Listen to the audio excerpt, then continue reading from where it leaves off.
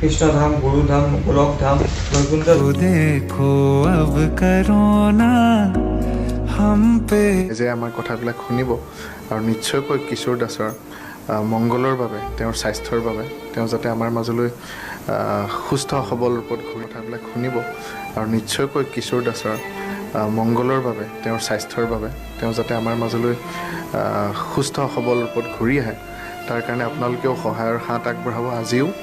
আৰু সকলোকে অনুৰোধ জনাইছোঁ পুনৰবাৰ আপোনালোকে সহায় কৰক আৰু প্ৰাৰ্থনা জনাওক ভগৱানক যাতে কিশোৰ সোনকালে আমাৰ মাজত সুস্থ হৈ ঘূৰি আহে।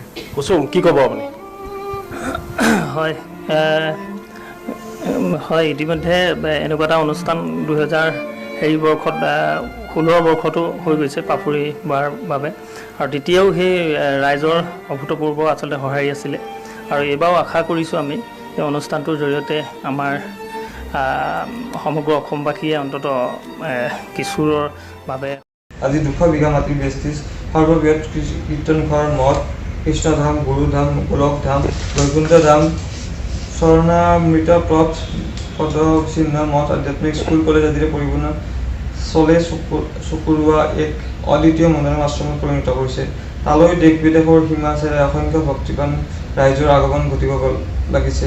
পৰম গুৰু শ্ৰীকৃষ্ণ প্ৰভুৱে তেৰাৰ কেইবা যুগত ভকতত ঈশ্বৰৰ প্ৰতি একনিষ্ঠ হৈ সকলোৰে মংগলৰ বাবে লোকহিতাৰ্থ কৰ্ম কৰাৰ নিৰ্দেশ দিছে।